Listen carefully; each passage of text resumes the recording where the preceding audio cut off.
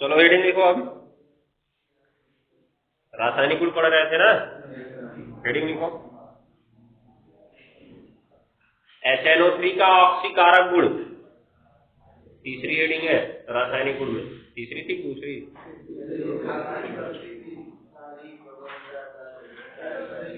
अभी उसमें कुछ लिखवाया नहीं थे सर?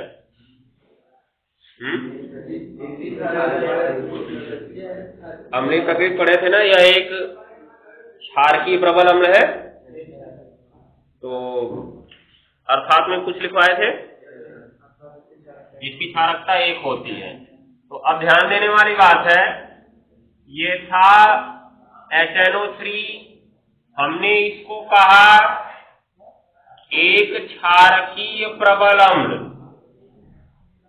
मतलब क्षारकीय भी कह रहे हैं और फिर कह रहे हैं प्रबल अम्ल। तो ये एक क्षारकीय से मत समझ लेना कि ये क्षार है। एक क्षारकीय बताता है कि इसकी क्षारकता 1 है, ठीक है। क्षारकता 1 होने का अर्थ क्या है?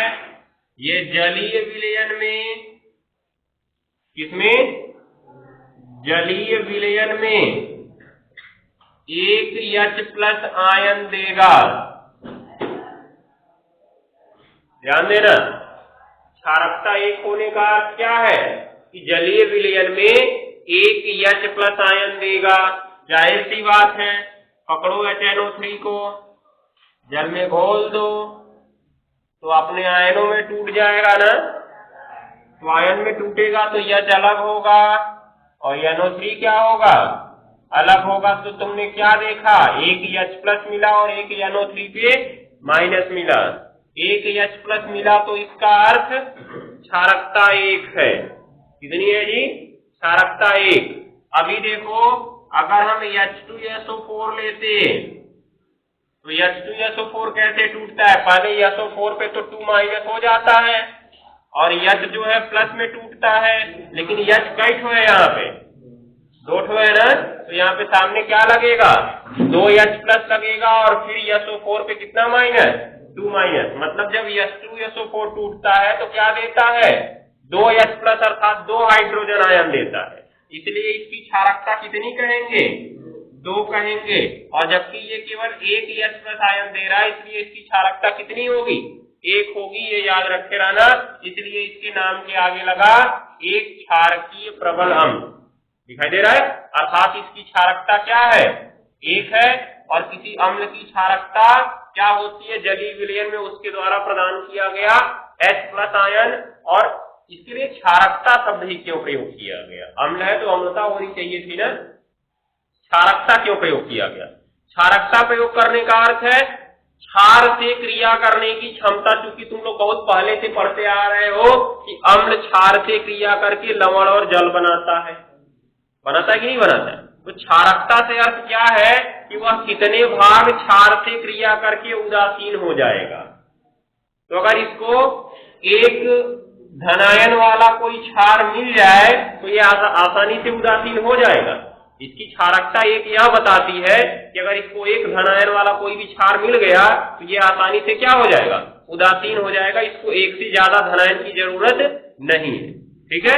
ये इसका 2 है, इसलिए इसको 2 धनायन की जरूरत पड़ेगी। अर्थात कोई अकेला है 2 धनावेश लेके आए, चाहे अगर कोई 1 धनावेश लेके आ रहा है तो कितने लोग को आना पड़ेगा?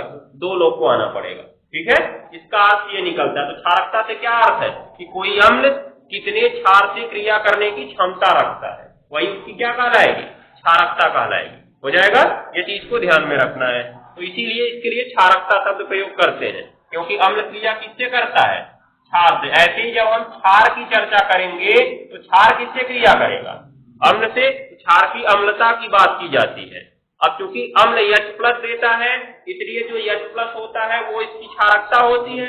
और चूंकि क्षार क्या देते हैं? क्षार OH- देते हैं, इसलिए जो OH- होता है वो उनकी अम्लता होती है। हो जाएगा ना। तो जो नाम रहेगा उसका उल्टा शब्द प्रयोग होता है यहाँ पे। इसीलिए ध्यान दिया ना, कंफ्यूजन में मत आना कि क्षार की लगा दिया, गलत लिखा है।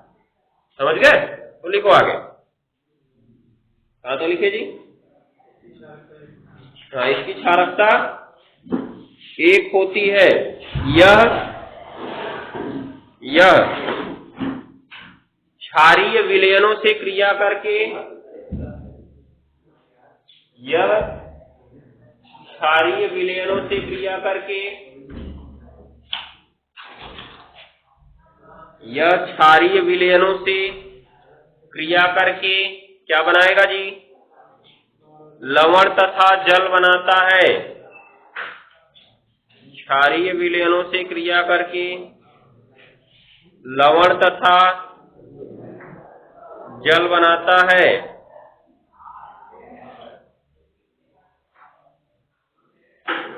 हो गया? अब देखो,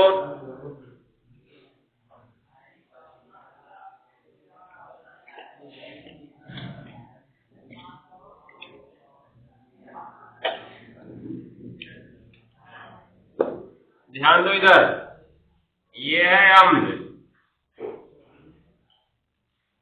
इसकी क्षारीय विलयन से क्रिया करानी है।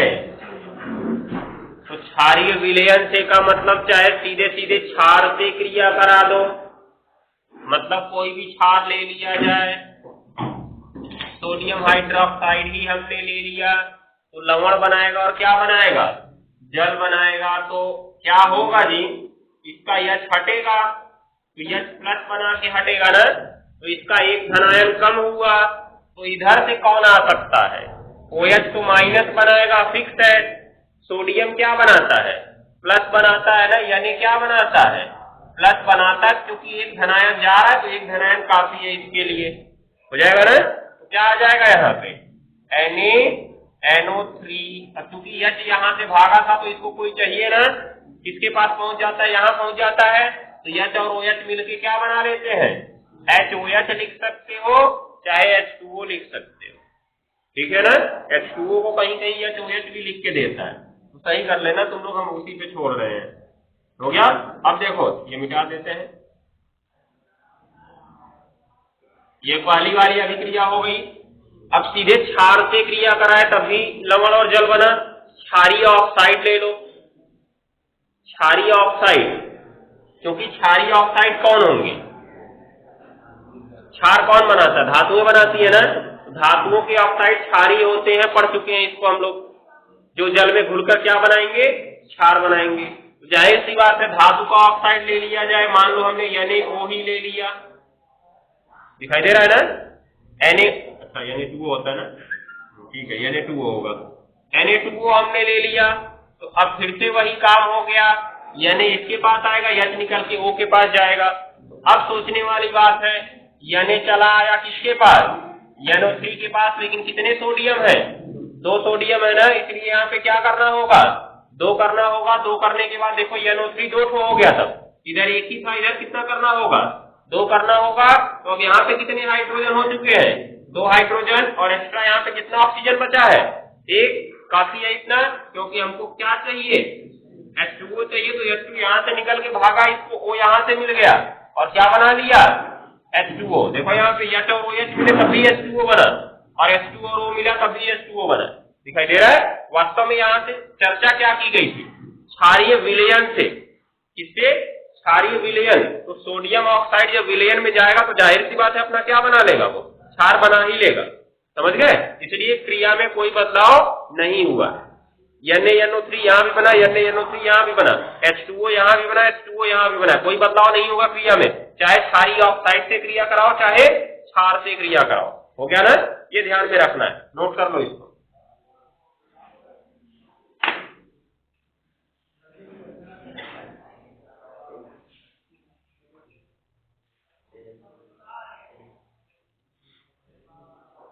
नीचे एक इंडिकेट पॉइंट लिख लो, सिंगल इंडिकेट पॉइंट इसी के अंदर है। यह धातु कार्बोनेटों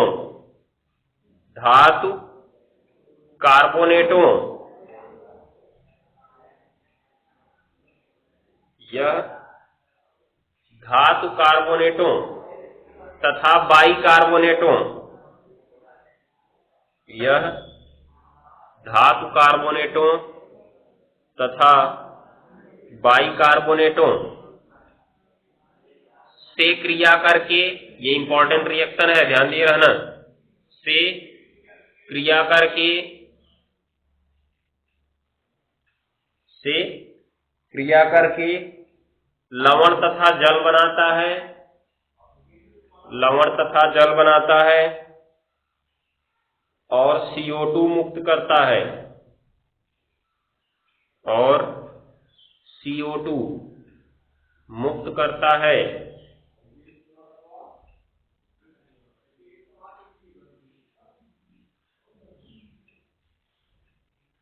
हो गया? तो अब देखो HNO3 है, HNO3 है, एक बार क्रिया धातु कार्बोनेट से कराई जाए, कौन सा कार्बोनेट ले? सोडियम कार्बोनेट ले लें, कैल्शियम कार्बोनेट भी ले सकते थे। Na2CO3, ये है सोडियम कार्बोनेट।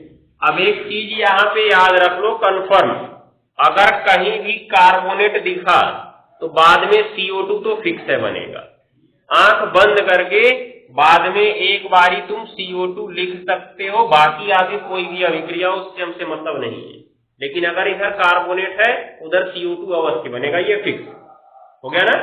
तो कहीं भी कार्बोनेट दिखा तुम्हें, बाद में एक खाना तो तुम्हारा वैसे भर गया, क्योंकि क्या होता है एग्जाम में कुछ अभिक्रियाएं दे दी जाती है, जैसे भी देखो इसको पूरा लिख दे रहे हैं तो समझा रहे हैं, देखो इसका क्या होगा, वही वाली का सोडियम दिख रहा है ना यहाँ पे, क्योंकि H+ देगा तो ये जाएगा तो ये भी तो आयन में टूट जाएगा, तो सोडियम चला आएगा, इसके पास क्या बना लेगा, NaNO3 बना लेगा, और उसके बाद CO2 है और प्लस में क्या रहेगा H2O, चूंकि हमने कहा लवण तथा जल तो बनना ही बनना है। क्यों? क्योंकि इधर से देखो तुम्हारा H है और यहाँ पे O है, ये दोनों मिलेंगे तो H2O बनाएंगे, क्योंकि CO3 जब भी है ये हमेशा किस में बदलेगा, CO2 में बदलेगा। कहने का मतलब जब CO3 है तो CO2 में बदल रहा है तो एक ऑक्सीजन अपना छोड़ेगा ना, और जब ऑक्सीजन छोड़ता है वो यहाँ की H+ से क्रिया करता है, तो क्या बनाएगा, H2O बनाएगा। संतुलन के लिए फिर यहाँ पे 2 करना है और यहाँ भी 2 करना है, बाकी सारे संतुलित है। तो अब सोचो कभी कभी रिएक्शन कैसे दे देता है, अभिकारक लिख देगा, ये दोनों अभिकारक लिख दिया और शीर के बाद में उत्पाद की जगह ऐसे डॉट डॉट कर देगा,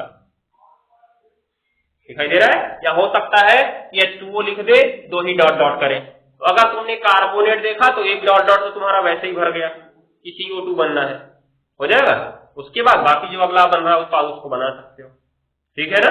तो इस तरह से भी अभिक्रियाएं मिल सकती हैं तुम्हें। हम लोग को 3 अभिक्रिया ऐसी दी गई थी 3 नंबर में, याद रखे रहना। तो इस तरह की अभिक्रियाएं दी जा सकती हैं, जरूरी नहीं कि मतलब पूरी अभिक्रिया ही रटो। कभी कभी अभिकारक देके उत्पाद खाली कर देता है, चाहे क्या करता है उत्पाद पूरा दे देता है, अभिकारक एक को देके दूसरा खाली कर देता है, समझ गए।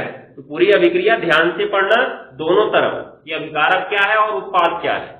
कहीं भी कॉमन कर सकता है, कहीं भी खाली कर सकता है, वो एग्जामिनर के मूड पे निर्भर करता है किस प्रकार का रिएक्शन दे देगा। कभी भी तुम हिसाब से मतलब पिछला पेपर देख के अनुमान ना लगाया करो कि पेपर हमेशा ऐसे ही आने वाला है, ठीक है ना। क्योंकि जो एग्जामिनर होते हैं कभी कभी क्रिएटिव तरीके से पेपर बना देते हैं, बहुत अलग पेपर बना देते हैं, जो लगता ही नहीं है कि पिछले इससे पहले कभी ऐसा पूछा गया था।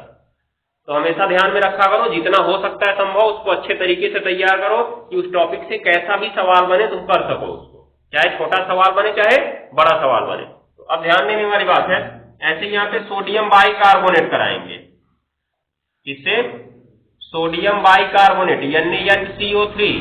तो अब देखो यहाँ भी CO3 दिखा तो क्या बनेगा, CO2 बनेगा, फिक्स है। उसके बाद एक्स्ट्रा उसको छोड़ने के बाद कुछ मिला नहीं, CO3 छूट गया, खत्म हो गया, क्या बचा, सोडियम बचा, इसके पास चला आएगा। हाइड्रोजन हाइड्रोजन और ऑक्सीजन एक्स्ट्रा बच रहे थे, जाहिर सी बात है कुछ अलग उत्पाद यहाँ भी नहीं बनने वाला है, मतलब बनेगा यही क्या, NaNO3 और प्लस CO2 और प्लस क्या H2O। पिछली बार क्या था, 2 का गुणा करने के बाद 2 हाइड्रोजन मिला था, इस बार 1 हाइड्रोजन इसका मिल गया और 1 हाइड्रोजन इसका मिल गया।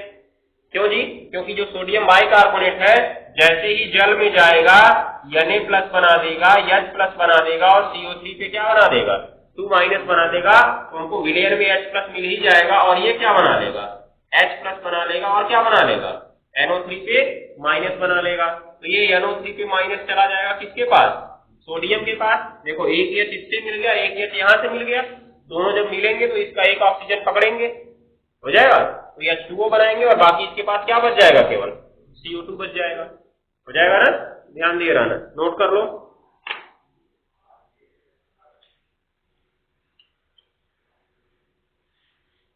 ये इंपॉर्टेंट रिएक्शन है, दोनों तैयार कर लेना।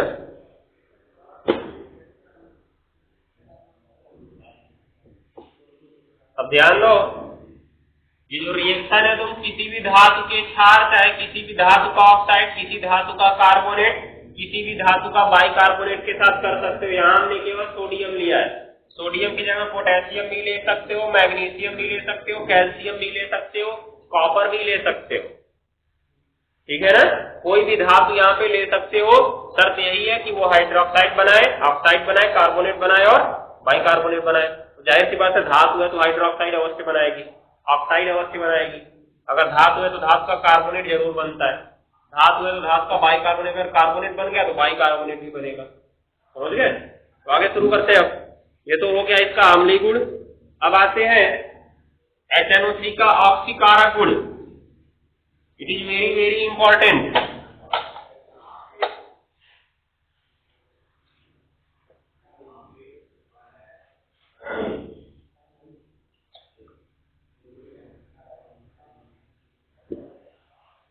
HNO3 का ऑक्सीकारक गुण, हाँ तीसरा नंबर हेडिंग है HNO3 का ऑक्सीकारक गुण।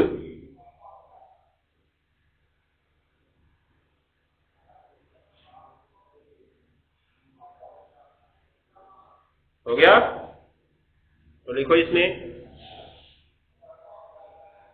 यह एक प्रबल ऑक्सीकारक है,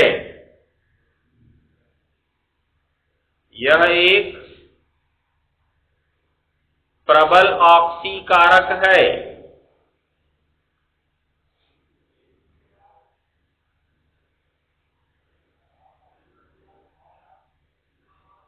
हो गया, अर्थात यह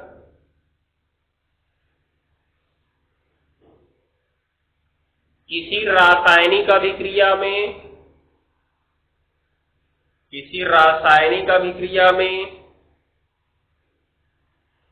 अर्थात यह किसी रासायनिक अभिक्रिया में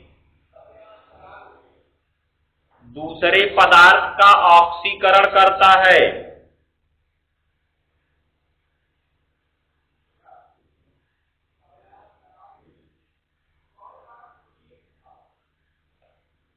दूसरे पदार्थ का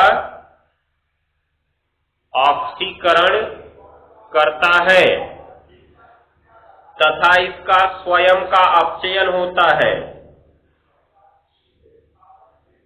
तथा इसका स्वयं का अपचयन होता है।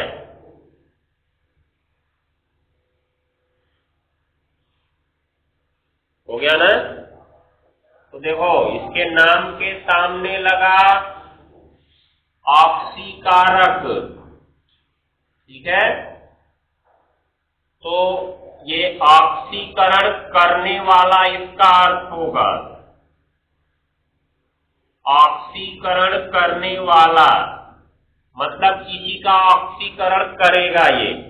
और जब हम किसी रासायनिक अभिक्रिया की बात करते हैं तो उसमें दो चीजें होती हैं, पढ़ चुके हैं इसको हम लोग, एक ऑक्सीकरण और एक अपचयन, जिसे हम रेडॉक्स अभिक्रिया के नाम से जानते हैं। ऑक्सीकरण अपचयन कक्षा 11 में पूरा चैप्टर पढ़ाया गया है। तो हम रेडॉक्स अभिक्रिया जब पढ़ते हैं तो उसमें एक पदार्थ का ऑक्सीकरण होता है और प्लस दूसरे पदार्थ का अपचयन होता है। तो अब जो हमारा HNO3 है ये ऑक्सीकारक है, अर्थात ऑक्सीकरण करने वाला है। तो ऑक्सीकरण करेगा ना, आपको ध्यान से समझना। तो ये किसका ऑक्सीकरण होगा? HNO3 का ऑक्सीकरण होगा। ये कोई पदार्थ होगा उसका ऑक्सीकरण होगा। क्यों? क्योंकि HNO3 तो ऑक्सीकरण करने वाला है ना, उसका खुद का तो ऑक्सीकरण नहीं हो रहा है ना, वो ऑक्सीकरण करने वाला है। और जब ऑक्सीकरण करने वाला है तो उसका खुद का क्या होगा, अपचयन होगा, क्योंकि दो ही चीज हो सकता है, या तो ऑक्सीकरण या तो अपचयन। जब ये ऑक्सीकारक है तो किसी दूसरे का ऑक्सीकरण कर रहा है तो इसका खुद का भी ऑक्सीकरण होगा क्या, नहीं, खुद का ऑक्सीकरण नहीं होगा। खुद का ऑक्सीकरण हुआ तब तो दूसरे का अपचयन कर देगा। ऑक्सीकरण करने का मतलब अपने में ऑक्सीजन जोड़ लेगा, अपने में जोड़ेगा तो किसी से निकाल लेगा, और जब किसी से निकालेगा तो उसका क्या हो जाएगा, अपचयन हो जाएगा। लेकिन यहाँ पे ऐसा इसके साथ नहीं है, तो ये किसी दूसरे का ऑक्सीकरण कर रहा है, इसलिए इसका खुद का क्या होगा, अपचयन। तो हमें समझना होगा कि जो HNO3 की ऑक्सीकारक अभिक्रियाएं होती हैं उनमें HNO3 का अपचयन होता है। क्या होता है, अपचयन। अब अपचयन दो प्रकार से हो सकता है, दो प्रकार क्या कहें तो तीन प्रकार से हो सकता है अपचयन। कैसे, पहली शर्त है ऑक्सीजन पृथक हो, क्या हो, ऑक्सीजन पृथक हो। कहने का मतलब ऐसी अभिक्रियाएं जिसमें HNO3 अपना ऑक्सीजन बाहर निकाल देगा वो क्या कहलाएंगी, ऑक्सीकारक अभिक्रियाएं कहलाएंगी। किसकी, HNO3 की, क्योंकि ये ऑक्सीजन निकाल देगा तो कोई दूसरा इसको ग्रहण कर लेगा, ग्रहण करेगा ना। मान लो इसने ऑक्सीजन बाहर निकाला तो बाहर निकल के ऑक्सीजन स्वतंत्र तो रहेगा नहीं, इसलिए इसका ऑक्सीजन कोई दूसरा ग्रहण कर लेता है, और जो ग्रहण करता है उसका ऑक्सीकरण हो जाता है, क्योंकि जो ऑक्सीजन ग्रहण करेगा उसका क्या होगा, ऑक्सीकरण होगा, होगा ना। अब हुआ क्या, इसने ऑक्सीजन दिया और इसने ग्रहण कर लिया, तो पहला अपचयन का ये प्रकार क्या हो गया कि ऑक्सीजन पृथक हो, ऑक्सीजन निकल गया। जब इससे ऑक्सीजन निकला तो इसने ग्रहण कर लिया, ग्रहण कर लिया ना, तो इसका क्या हो गया, ऑक्सीकरण।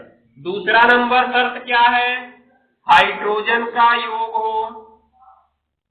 अब हाइड्रोजन का योग कैसे हो सकता है, कोई देगा तभी तो योग होगा, तो कौन देगा, जो दूसरा पदार्थ है ये देगा, इस बार देगा ना। तो जब किसी पदार्थ में हाइड्रोजन का योग होता है तो वहां अपचयन होता है, तो उसका उल्टा जब किसी पदार्थ से हाइड्रोजन निकलेगा तो उसका क्या होगा, ऑक्सीकरण होगा।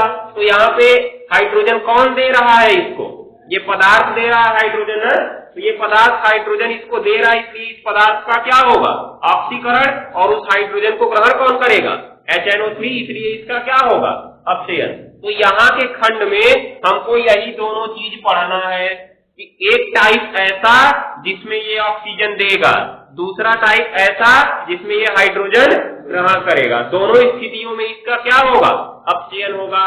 तीसरी स्थिति क्या है, ऑक्सीकरण संख्या घटे। क्या जी, ऑक्सीकरण संख्या घटे। कहने का मतलब इधर मान लो नाइट्रोजन की इसमें +5 है, तीर के बाद जाने के बाद नाइट्रोजन का एक ऐसा यौगिक बन जाए जिसमें उसका कितना हो जाए, +3 हो जाए। तो इधर +5 था, +5 से घट के कितना हो गया, +3 हो गया, तो ये भी अपचयन है। तो अगर इसका घटेगा तो जाहिर सी बात है इधर वाले का क्या होगा, बढ़ेगा। तो अगर इसका बढ़ेगा तो ऑक्सीकरण संख्या बढ़ेगी तो क्या हो जाएगा, ऑक्सीकरण हो जाएगा, और ऑक्सीकरण संख्या घटेगी तो क्या हो जाएगा, अपचयन हो जाएगा। तो ये अपचयन की 3 शर्तें कॉपी के ऊपर लिख लो, उसके बाद हम लोग रासायनिक अभिक्रिया शुरू करते हैं।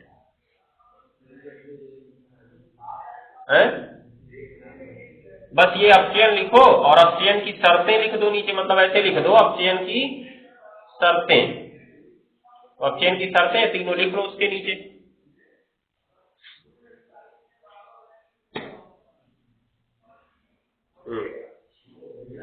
तो अब देखो इसका स्वयं का क्या होता है, अपचयन होता है।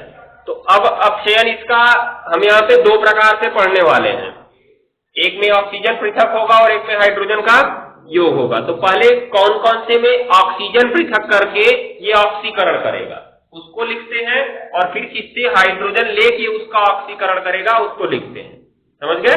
तो इसमें लिखो, काली पेन से नीचे लिखना, इसकी ऑक्सीकारक अभिक्रियाएं निम्न प्रकार से होती हैं। इसकी ऑक्सीकारक अभिक्रियाएं निम्न प्रकार से होती हैं।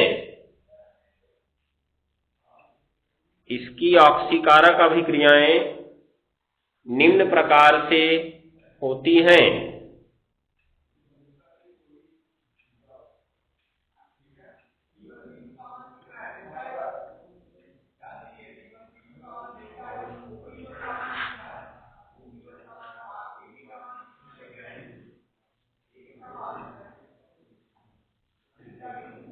हो गया? हो गया? तो लिखो पहला नंबर ये जो तुम्हारा ऑक्सीकारक गुण है इंपॉर्टेंट है। HNO3 से जो एग्जाम की अभिक्रियाएं बनेंगी यहीं से बनेंगी। अगर HNO3 बनाने की विधि पूछा गया तो इसी ऑक्सीकारक गुण से ही तुमसे पूछा जाएगा क्या होता है जब HNO3 की क्रिया कार्बन से कराते हैं, क्या होता है जब HNO3 की क्रिया फास्फोरस से कराते हैं। तो इसी तरह से सवाल पूछेगा। 2 सवाल फिक्स है। 3 नंबर का तुम्हारा यौगिक बनाने को रहेगा और 2 नंबर तुम्हारा अभिक्रिया रहेगी। तो अगर HNO3 पूछ लिया तो उसके रिएक्शन यहीं से बनने वाले हैं, इसी ऑक्सीकारक गुण से, क्योंकि इसमें मान के चलो 10 या 12 अभिक्रियाएं हैं पूरा का पूरा। तो 12 तो पूरा लिख पाएंगे नहीं, तभी मान के लो 7-8 लिखवाना पड़ेगा। ठीक है ना? तो चलो शुरू करो। कहां तक पहुंच गए?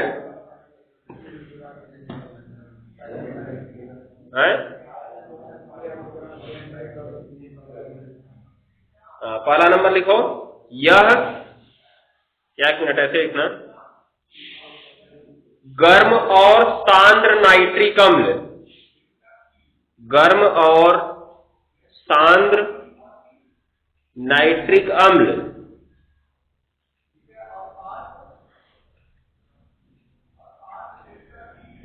हो गया। अधातुओं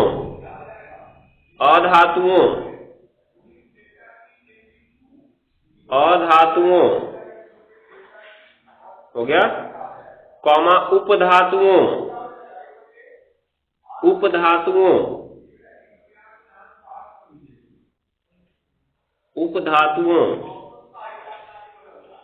हो गया। फिर अधात्विक ऑक्साइडों,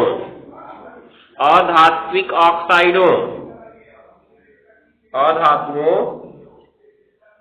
कॉमा उपधातुओं कॉमा अधात्विक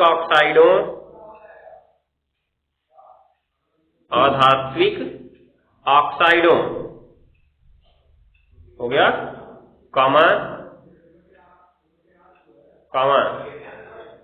हो गया। अधात्विक हाइड्राइडों,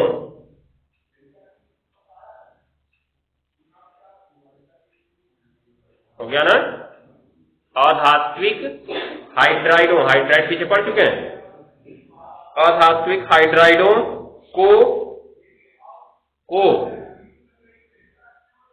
ऑक्सीजन देकर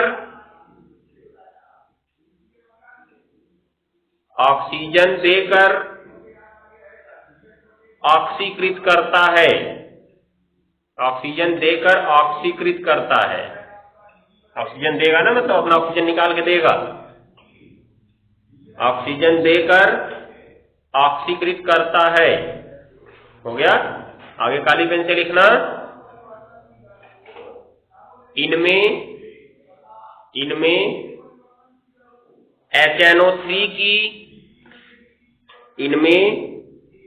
HNO3 की ऑक्सीकारक क्रिया,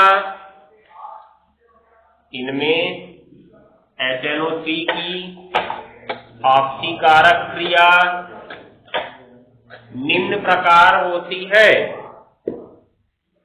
इनमें HNO3 की ऑक्सीकारक क्रिया निम्न प्रकार होती है, हो गया। तो अभी ध्यान देने वाली बात है यहाँ पे, एक लाइन इसको याद करो। अभी जितना हमने बोल दिया, अधातु बोल दिया, उपधातु बोल दिया, उसके बाद तुम्हारा ये अधातु का ऑक्साइड बोल दिया और फिर ये अधातु का हाइड्राइड बोल दिया। सबकी क्रिया इसी के माध्यम से बनेगी। मतलब पहला लाइन सब में कॉमन होने वाला है जो लिखने वाले हैं। क्या होता है? HNO3। अभी कल इसकी कोई अभिक्रिया पढ़े थे प्रकाश की उपस्थिति में, क्या पढ़े थे? NO2 बनता है, H2O बनता है और O2 बनता है। यही NO2 के इसमें घुलने के कारण क्या बना था? सधूम नाइट्रिक अम्ल और इसका पीला रंग। ठीक है ना। तो यहां पर जब हम ऑक्सीकारक अभिक्रिया पढ़ने जाएंगे तो कुछ ज्यादा अंतर नहीं होने वाला है, क्योंकि जब ऑक्सीजन स्वयं से जुड़ गया तब ये किसी से क्रिया नहीं करेगा। अगर ऑक्सीजन को किसी से क्रिया करना है तो इसे परमाणु रूप में रहना होगा। ये चर्चा हम लोग बहुत पहले से करते आ रहे हैं कि कोई भी रासायनिक अभिक्रिया तभी हो सकती है जब अणु किस रूप में टूटेगा, परमाणु के रूप में टूटेगा, ठीक है। अतः जब हम HNO3 की ऑक्सीकारक क्रिया लिखेंगे तब ऑक्सीजन को अणु के रूप में नहीं, किसके रूप में लिखेंगे, परमाणु के रूप में लिखेंगे। माने इस तरह से नवजात ऑक्सीजन हो गया ना, नवजात ऑक्सीजन इसको बोलते हैं, अर्थात ऑक्सीजन परमाणु।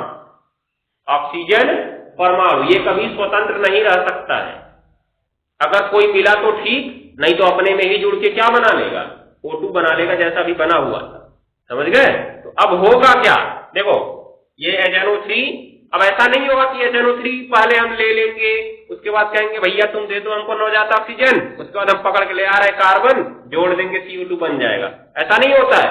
HNO3 और कार्बन तुमको दोनों एक साथ लेना है, ठीक है। और जब उसकी क्रिया कराना शुरू करोगे तो अपने आप उसमें से नवजात हाइड्रोजन निकल के इसके साथ क्या होता जाएगा, जुड़ता जाएगा। निष्कर्ष यहां से जितना निकलेगा वही यहां आके जुड़ेगा।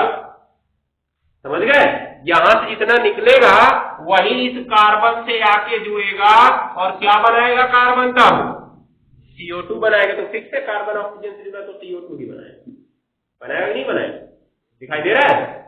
तो अब हुआ क्या, ये HNO3 था, इसका ऑक्सीजन बाहर निकला और वो ऑक्सीजन किसके पास चला गया, कार्बन के पास। कार्बन एक अधातु है ना, दिखाई दे रहा है। तो क्या हुआ, HNO3 ने ऑक्सीजन निकाल दिया, इसलिए HNO3 का क्या हो गया, अपचयन हो गया।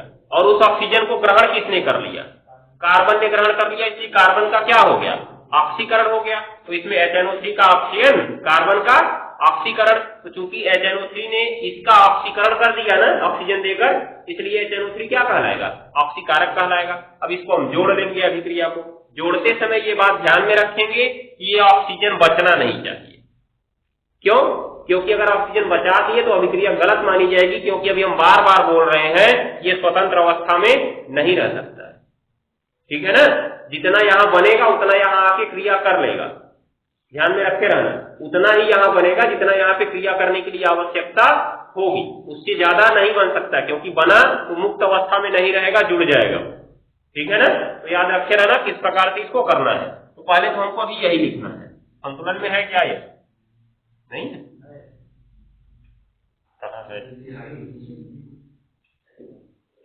अब ठीक है ना, अब सही है, लिख सकते हो इसको।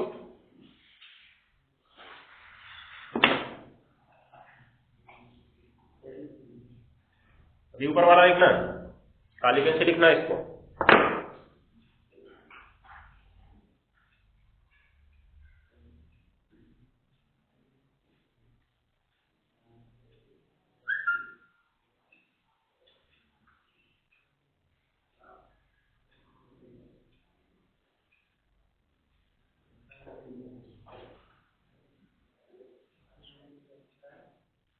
अब लिखो,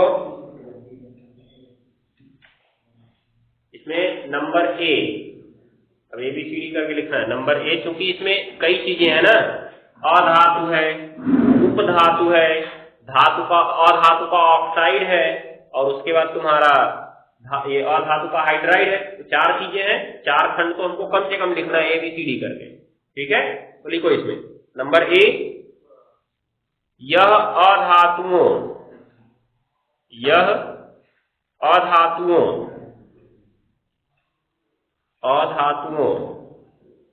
कोष्ठक में लिख देना, कार्बन को छोड़कर,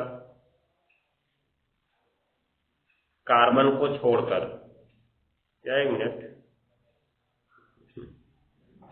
यहीं लिख दोगे तो लगने लगेगा कि कार्बन क्रिया ही नहीं करता है, लेकिन हमारा उद्देश्य दूसरा था। काट दो यहाँ पे, कहोगे बाद में क्या लिखवा दिए। यह अधातुओं को हो गया, उनके ऑक्साइड में ऑक्सीकृत करता है। यह अधातुओं को उनके ऑक्साइड में अधातुओं को उनके ऑक्साइड में ऑक्सीकृत करता है, उनके ऑक्साइड में ऑक्सीकृत करता है, जो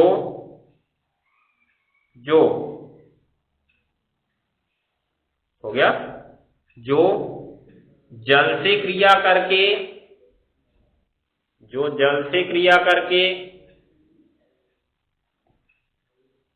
अम्ल बना लेते हैं।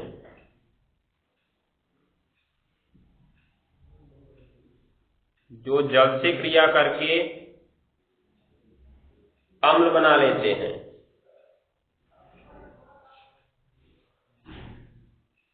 हो गया ना? अब कोष्ठक में लिख देना कार्बन को छोड़कर, मतलब जो कार्बन वाला है ऑक्साइड तो सब बनाएंगे, लेकिन कार्बन जो है अम्ल नहीं बनाएगा, क्योंकि जो CO2 होता है जल्दी जल से क्रिया नहीं करता है।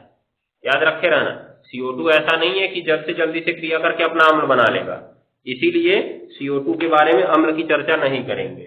अब पहला नंबर देखो, पहला क्या, शुरू करो। HNO3 की कार्बन से क्रिया, किससे क्रिया जी? कार्बन से। तो कार्बन क्या है? अधातु है ना, दिखाई दे रहा है। इसलिए जो HNO3 होता है अधातुओं का क्या करता है? ऑक्सीकरण करता है। पहले उनको ऑक्साइड में बदलता है, फिर उनको किस में बदलेगा? अम्ल में बदलेगा। तो यहां पर देखो कार्बन से क्रिया कर रहा है तो ऑक्सीकरण करेगा, तो इसकी ऑक्सीकारक क्रिया की शुरुआत पहले यहां से होगी, ऐसे होगा ना। HNO3 नवजात ऑक्सीजन दे चुका है, किसको लेना है? अब उसे कार्बन को लेना है। कार्बन इस नवजात ऑक्सीजन को लेगा और तीर के बाद क्या बनाएगा? CO2, क्योंकि संतुलन के लिए इधर सामने क्या करना पड़ेगा? हमें 2 करना होगा, क्योंकि उधर 2 ऑक्सीजन है ना, दिखाई दे रहा है। अब क्या हुआ? अब हमने कहा वैसे अगर कोई और कोई और ऑक्साइड होता तो जो ऑक्साइड बना वो इस वाले जल से क्रिया करता और अपना अम्ल बना लेता। क्या बना लेता? अम्ल। लेकिन CO2 की इतनी क्षमता नहीं होती, अर्थात CO2 एक दुर्बल ऑक्साइड है, या कहें तो उदासीन ऑक्साइड है CO2, इसलिए यह जल से क्रिया करके जल्दी अम्ल नहीं बनाता है। लेकिन इसका अम्ल होता है, क्या होता है? H2CO3, कार्बोनिक अम्ल नाम सुने होंगे, जो सभी परिस्थितियों में नहीं बनता है, इसलिए CO2 के अम्ल की चर्चा यहाँ नहीं की जाएगी। CO2 पे ही अभिक्रिया रुक जाएगी और CO2 गैस बाहर निकल जाएगी। इस तरह से हमारा रिएक्शन हो जाएगा। अब देखो यहाँ पे 2 ऑक्सीजन है, अगर इनको सीधा सीधा जोड़ दिया जाए तो 1 ऑक्सीजन बच जाएगा अभी, क्योंकि विपरीत दिशा में तो घटेगा ना, तो इधर 1 ऑक्सीजन इधर 2 ऑक्सीजन घटेगा, तभी 1 तो बचेगा। लेकिन हमने कहा ये बचना नहीं चाहिए, क्या कर सकते हैं? ऊपर कितने का गुणा कर दें? 2 का गुणा कर दें, और जब ऊपर 2 का गुणा कर देंगे तो 2 ऑक्सीजन हो जाएगा ना अब, और 2 ऑक्सीजन से ये 2 ऑक्सीजन कट के खत्म हो जाएगा। लेकिन ठीक उसी समय ये 2 दूनी कितना हो जाएगा? 4 HNO3 हो जाएगा। यहाँ पे कितना HNO3? 4। और कुछ बचा इधर? नहीं। नीचे क्या बचा है? एक तो कार्बन बचा है, ये तो कट चुका है। अब आ जाओ तीर के बाद ये पहले बचा था 2NO2 था ना, इसमें 2 का गुणा करा रहे हो तो कितना हो जाएगा? 4NO2, और उसके बाद कितना H2O? 2 H2O, और फिर प्लस क्या? CO2। दिख रहा है? ये प्रकार से इसकी क्रिया होगी। तो चाहे नीचे वाला याद कर लो, चाहे ऊपर वाला याद करो, समझ गए? कहने का मतलब अगर तुम इसको याद करते हो तो तुम्हें रटना पड़ेगा, ठीक है ना। और अगर इसको याद करते हो तो ये तो कॉमन सब में चलेगा, ये तुमको नवजात ऑक्सीजन देगा। अब नवजात ऑक्सीजन चाहे जिसके पास भी जाए उसको किस में बदलेगा? ऑक्साइड में ही बदलेगा। कार्बन ऑक्सीजन से जुड़ा तो कार्बन डाइऑक्साइड बनाया, अब इस सल्फर को जोड़ेंगे तो सल्फर का ऑक्साइड बन जाएगा, फास्फोरस को जोड़ेंगे तो फास्फोरस का ऑक्साइड बन जाएगा, आयोडीन को जोड़ेंगे तो आयोडीन का ऑक्साइड बन जाएगा। बनेगा कि नहीं बनेगा? तो इस तरह से बनता चला जाएगा, चाहे जिसको जोड़ लो। तो यहाँ पे नोट कर लो इसको, चाहे तुम इसको रट लेना, चाहे ऊपर पढ़ लेना, पूरा विस्तार पूर्वक। पूरा विस्तार से पढ़ोगे तो अच्छे से समझ में आएगा, और केवल नीचे वाला पढ़ोगे तो रटना पड़ेगा तुम्हें। अब नीचे वाली अभिक्रिया से तुम्हें स्पष्ट रूप से दिख रहा है HNO3 की क्रिया किससे हुई है? कार्बन से। तो ऐसे ही सवाल तुमसे पूछा जाएगा, इसीलिए देखो हमने ऊपर लिख दिया है HNO3 की किससे क्रिया? कार्बन से क्रिया। वैसे सवाल पूछेगा कि क्या होता है जब HNO3 की क्रिया किससे होती है?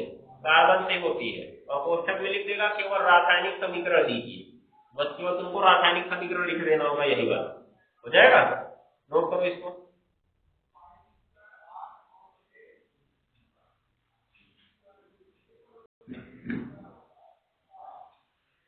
नोट कर लो इसको, बाकी चीजें कल बताएंगे, टाइम ज्यादा हो रहा है।